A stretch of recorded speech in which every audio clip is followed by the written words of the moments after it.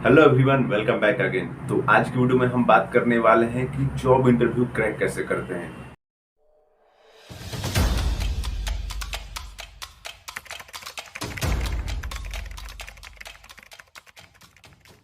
Basically कोई भी interview हो, क्रैक कैसे करते हैं और इंटरव्यू रखने का प्रोसेस क्यों होता है, इंटरव्यू बेसिकली लिया क्यों जाता है, ये जानना बहुत जरूरी है।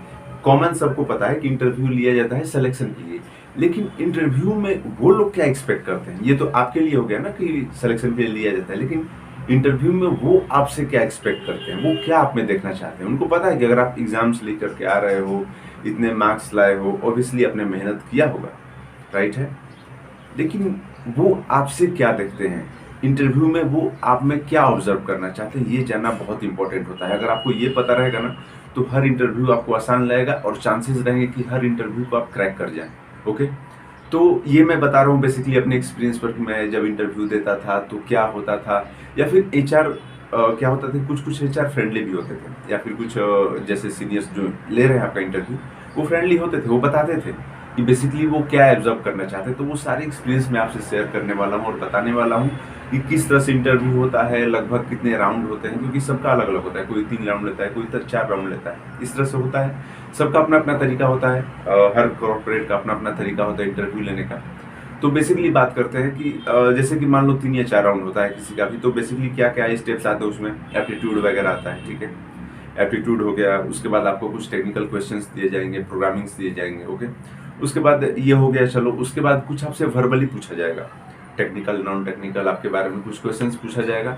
उसके बाद एक और फाइनल राउंड होता है जिससे आपके बारे में जानकारी लिया जाएगा कि आप मतलब आप क्यों चाहते हैं, क्या सेटिस्फाइड है कि नहीं आप उस जॉब से, मतलब लेना चाहते हैं कि नहीं उसको, क्यों लेना चाहते हैं, क्या बेसिक आपका नीड है, बेसिकली क्या रिक्वायरमेंट है आपकी उस जॉब के लिए, क्या एक्सपेक्ट करते हैं आप कंपनी से, ये सब चीज़ें। तो लगभग 3 से 4 राउंड होते हैं, ओके। तो बात करते हैं एप्टीट्यूड की। तो सबसे पहले मैं एक और बात करना चाहूँगा, देखो यार, अगर आपको लगता है कि आप बहुत ही इंटेलिजेंट हो, इंटेलिजेंट इन द सेंस बहुत अच्छे मार्क्स लाए हो, हाई मार्क्स है आपका, आप टॉपर रह चुके हो, तो आप इंटरव्यू क्रैक कर लोगे, ये दिमाग से कॉन्सेप्ट निकाल देना। क्योंकि जब इंटरव्यूअर आपसे इंटरव्यू लेता है ना, तो वो कुछ और ही आपसे एक्सपेक्ट करता है। वो बताऊंगा मैं, पूरी वीडियो को लास्ट तक देखना और चैनल को सब्सक्राइब भी कर लेना और वीडियो को लाइक कर देना, और कोई डाउट हो तो कमेंट भी कर देना, ठीक है। तो मैं बेसिकली बताऊंगा कि क्यों, क्योंकि जब मेरा इंटरव्यू ले गया था और आज तक मैं जो करता आया, इस वक्त अभी तक मैं बता रहा हूँ, तो क्यों उस तरह से वो इंटरव्यू लेते थे, मैं ऑब्जर्व किया, चीज़ों को रिलेट किया एक दूसरे से, तब पता चला कि हाँ यार, क्या रीज़न था उस तरह से इंटरव्यू लेने का और उसका क्या इफेक्ट पड़ता है, और उनका माइंडसेट क्या होता है इंटरव्यू लेते समय, कि कैसा होना चाहिए वो बंदा या बंदी जो भी आता है, वो कैंडिडेट्स कैसा होना चाहिए बेसिकली, ओके। तो बात करते हैं सबसे पहले कि एप्टीट्यूड का। तो एप्टीट्यूड में क्या होता है ना कि आपको कुछ ट्विस्ट चीज़ें दी जाती है, ट्विस्ट क्वेश्चंस रहते हैं जिसमें आपको शार्प माइंड्स के द्वारा सॉल्व करना होता है कम समय में और आंसर देना होता है, ओके। तो ये तो एप्टीट्यूड हो गया। अब ये सब के लिए जरूरी होता है, क्योंकि आप देखो यार, आप टेक्निकल लाइन से हो या फिर किसी भी लाइन से हो, क्या होता है कि आपके सामने कुछ जो भी प्रॉब्लम्स आएंगी ना, वो मैक्सिमम कुछ नई टाइप की होंगी, समझ में आ रहा है। तो नई टाइप की प्रॉब्लम्स के लिए आपको खुद से दिमाग लगाना पड़ेगा, वो चीज़ें किताब पर इंटरनेट पर जल्दी मिलना मुश्किल होता है। तो इसलिए वो लोग एप्टीट्यूड वगैरह लेते हैं, ठीक है, ताकि कितना आपका लॉजिकली आप कितने क्लियर हो, एक कम समय में आप कितने चीज़ों को हैंडल कर पाते हो, कितनी चीज़ों को सॉल्व कर पाते हो। ये हो गया उनका एप्टीट्यूड लेने का, जहाँ तक मेरा ऑब्जर्वेशन। अगर आपका कुछ और ऑब्जर्वेशन है तो आप कमेंट करके बता सकते हो, ठीक है। अब आता है उसके बाद कि उसमें आपको कुछ क्वेश्चंस दिए जाते हैं प्रोग्रामिंग से रिलेटेड, या फिर उससे रिलेटेड कुछ क्वेश्चंस पूछे जाते हैं।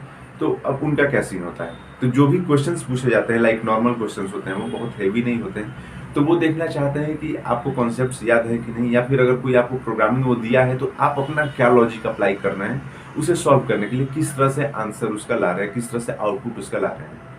ये हो गया। अब आता है तीसरा राउंड, 2 राउंड हो गया, चौथा हो गया, तीसरा हो गया। अब आता है दूसरा, सेकंड राउंड, जिसमें 4 राउंड होते हैं। मैं क्या कर रहा हूँ कि मैं स्टार्टिंग को 4th काउंट कर रहा हूँ, क्योंकि वहीं से बेसिक होता है। फाइनल राउंड जो बोलते हैं, फाइनल राउंड में क्या होगा मैं बताऊंगा। तो ये हो गया सेकंड राउंड। अब सेकंड राउंड में क्या होगा कि वो सामने वाला आपसे वर्बली क्वेश्चंस पूछेगा, ठीक है। अब वो क्वेश्चंस पूछते समय क्या ऑब्जर्व करता है आप में, वो जानना बहुत जरूरी होता है। क्योंकि मैं बताऊं, जैसे कि एक बार मैं इंटरव्यू दे रहा था, तो फर्स्ट टाइम में मेरा नहीं हो पाया, तो फिर एचआर ने पर्सनली मुझे कॉल किया, वो बोला कि यार आपका तो सब कुछ सही था, सब आप मतलब जितना कुछ आपने लिखा है वो सब सही जा रहा था, फिर क्यों नहीं हुआ? मैं बोला कि मैं तो आंसर दिया था परफेक्टली, फिर भी नहीं हुआ। तो फिर उसने बोला कि कोई बात नहीं, मैं आपका रीअरेंज करवाऊँगा इंटरव्यू, और उस समय मैं भी रहूँगा इंटरव्यू में। जब इंटरव्यू आपका हो तो मैं भी रहूँगा, मैं देखना चाहता हूँ। मैं बोला ठीक है। तो फिर से मेरा रीअरेंज हुआ इंटरव्यू, और उस समय था वो। उस समय इंटरव्यू में वो था, उसने ऑब्जर्व किया और बताया कि हाँ सब सही था। तो मैंने पूछा कि आप लोग क्या ऑब्जर्व करते हो? जब उतना फ्रेंडली हो चुका था तो मैंने पूछा कि आप कैंडिडेट से क्या ऑब्जर्व करते हो इस इंटरव्यू में, क्या क्या, क्योंकि आंसर तो मैंने सब परफेक्ट दिया है। तो बोले कि हाँ। तो उसने मुझे बताया कि देखो, जो इंटरव्यू होता है ना, तो उस समय आपका कॉन्फिडेंस देखा जाता है कि आपका कॉन्फिडेंस लेवल क्या है, ठीक है। उस समय आपका कम्युनिकेशन देखा जाता है। कम्युनिकेशन का मतलब ये नहीं कि बहुत फराटेदार इंग्लिश बोल रहे हो या फिर ऐसा कुछ नहीं। कम्युनिकेशन मतलब कि सामने वाले से आप किस तरह से बात कर रहे हो, वो हिंदी में बात करो या फिर आप इंग्लिश में बात करो, ठीक है। तो किस तरह से आप बात कर रहे हो, ये दो चीजें हो गई। क्या हुआ? सबसे पहले आपका हुआ कॉन्फिडेंस हुआ, उसके क्या हुआ? आपका कम्युनिकेशन स्किल, ये हो गया। तीसरा चीज, अगर आप गलती करते हो तो आप किस तरह से, क्या आप उस जागरूक हो उस चीज को जानने के लिए, क्या उत्सुक हो उसे जानने के लिए कि हाँ अगर मैं ये नहीं जानता तो क्या अप्रोच करते हो आप, कि हाँ, जानने के लिए कुछ अप्रोच करते हो कि नहीं, ये सब चीजें देखी जाती हैं। आपका पर्सनालिटी देखा जाता है कि पर्सनालिटी आपका क्या है, जैसे कि पर्सनालिटी डेवलपमेंट आपने पढ़ा होगा फाइनल ईयर्स में। तो पर्सनालिटी देखा जाता है कि आपकी पर्सनालिटी क्या है, क्योंकि देखो यार, इंटेलिजेंट बहुत सारे पड़े होंगे कहीं पर, वो कहीं से भी उठा सकते हैं। अब मैं बताऊंगा, पहले ये चीजें बता दूं और मैं बताऊंगा, रिलेट करके बताऊंगा कि क्यों ऐसा वो ऑब्जर्व करना चाहते हैं, ठीक है। तो हो गया ये आपका, जैसे कि वो आपका पर्सनालिटी देखना चाहते हैं, वो आपका कम्युनिकेशन स्किल देखना चाहते हैं, वो आपका कॉन्फिडेंस देखना चाहते हैं, ये सब चीजें होंगी। और आपका माइंड सेट भी देखना चाहते हो कि आपका माइंड सेट कैसा है, आप किस तरह से बातें करते हो, किस तरह से आई कांटेक्ट करते हो, या फिर जो कुछ भी होता है किस तरह से चीज़ों को डील करते हो। क्योंकि वो आपके सामने हर तरह के क्वेश्चंस रखेंगे, उनको पता है कि आपको कितना आता है कितना नहीं, वो गेस कर लेते हैं अपने एक्सपीरियंस के हिसाब से। तो वो आपका माइंड सेट भी देखते हैं कि आपका माइंड सेट क्या है, ये सब 4-5 चीज़ें देखते हैं वो लोग, और उसके हिसाब से वो लोग मार्किंग करते हैं, लाइक 10 आउट ऑफ कितना देना है, ये सब वो लोग मार्किंग करते हैं। अब इन सब चीज़ों की जरूरत क्यों पड़ती है? कोई बोला कि अरे यार मैं तो जा रहा हूँ काम करने, काम तो मैं कर ही दूंगा, तो फिर ये सब चीज़ें देखने की क्या जरूरत है? कम्युनिकेशन स्किल क्या जरूरत है? मैं बताता हूँ क्यों जरूरत पड़ता है। क्योंकि देखो यार, जब आप अपना काम करोगे तो आप अपने काम के बारे में अच्छे से जानते हो, और आपका काम आप ही तक सीमित नहीं है, आपका काम दूसरे दूसरे डिपार्टमेंट तक ट्रांसफर होता है। जैसे कि मान लो आप बैक एंड से हो, तो फ्रंट एंड को आपका काम जाने वाला है, फ्रंट एंड उसके बेसिस पर उसे डिजाइन किया, चाहे जो कुछ भी करेगा, जो भी डिजाइन करेगा। उसके बाद बीए टीम होती है, बिजनेस टीम होती है, वो आपकी चीज़ों को समझती है। आप बिजनेस टीम जो टेक्निकल नहीं है, बिजनेस टीम जो होता है वो टेक्निकल नहीं होता है, क्यूए टीम जो होता है वो सब उतने टेक्निकल नहीं होते हैं जितने आप टेक्निकल हो। तो आप टेक्निकल होकर नॉन टेक वालों को कैसे अपनी बातों को समझा पाते हो, या फिर क्लाइंट आपके सामने आता है जो आपसे ये काम करवा रहा है, तो क्या आप उसे उसका आंसर दे पाते हो? क्योंकि एक आप टेक्निकल हो, क्या नॉन टेक्निकल को आप अपनी बातें समझा पाते हो? ये सब चीजें होती हैं। क्योंकि नॉन टेक्निकल वाले कुछ भी राइज कर देंगे आपके सामने क्वेश्चन, कुछ भी रख देंगे कि ऐसे करके दो, ठीक है। तो आपको कन्विंस करना होगा क्या पॉसिबिलिटी है, क्या पॉसिबिलिटी नहीं है, वो आपको बताना होगा रिक्वायरमेंट के हिसाब से, ओके। तो इसलिए वो लोग देखते हैं, क्योंकि आप अब आप ही तक सीमित नहीं रह गए, वहां जाने के बाद आपको बहुत सारी चीजें डील करनी होती हैं, कॉन्फिडेंस में बात करना होता है, कॉन्फिडेंस में अपने प्रोजेक्ट को प्रेजेंट करना होता है। इसलिए वो सब चीज देखते हैं। और कोई भी हो, टेक्निकल हो या नॉन टेक्निकल जॉब हो, या फिर कोई भी, आप अपने फील्ड में ही हो, चलो जॉब की तो साइड कर दो यार, आप डेली लाइफ में किसी ना किसी से कम्युनिकेशन करते हो, किसी ना किसी से बातें करते हो, डील करते हो, तो किस तरह से आप बातें कर पाते हो, किस तरह से आप कम्युनिकेट कर पा रहे हो, किस तरह से अपने कॉन्फिडेंस लेवल पर किस तरह से उसे डील कर पा रहे हो चीज़ों को, ये सब चीज़ें इंपॉर्टेंट है। आपकी बॉडी पर्सनालिटी क्या है, पर्सनालिटी बहुत इंपॉर्टेंट रखता है। आप रास्ते चलते हुए भी पर्सनालिटी इंपॉर्टेंट रखता है। जैसे मैं आपको बताऊँ, 2 बच्चे हैं वहाँ पर, एक बहुत मतलब रिच टाइप लग रहा है और एक नॉर्मल लग रहा है। नॉर्मल लग रहा है ना, उससे आप डांट दोगे थोड़ी सी गलती कर, जो रिच टाइप दिख रहा है ना उससे आप जल्दी नहीं डांटोगे। आप ऑब्जर्व करना इस बात को। या फिर आप ट्रेन चलते हो, रास्ते में चलते हो, एक आता है बहुत अच्छे पर्सनालिटी वाला पर्सन, उसके साथ आप बैठना पसंद करते हो।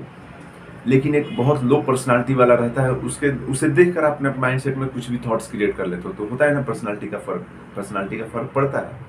तो ये डेली लाइफ में भी जरूरत होती है सब चीज़। अगर आप इन चीज़ों को डेली लाइफ में भी अप्लाई करते हो तो बहुत इंपॉर्टेंट होता है। और इंटरव्यू में बेसिकली यही देखा जाता है। इंटरव्यू में ये नहीं देखा जाता कि आप बहुत हाई मार्क्स गेन किए हो तो बहुत ही होता है। क्योंकि देखो यार, मैं आपको बताऊं, एशिया का जो सबसे मतलब हेवी इंटरव्यू होता है या फिर हेवी एग्जाम होता है, वो आईएएस पीसीएस का एग्जाम होता है। आपको भी पता है आईएएस का, उसमें ग्रेजुएशन काफ़ी होता है यार। उसमें आप 45 से 50% अगर आपका एबव है ग्रेजुएशन में, तो आप उसके लिए एलिजिबल होते हो। तो आप समझ रहे हो यहाँ पर बातों को।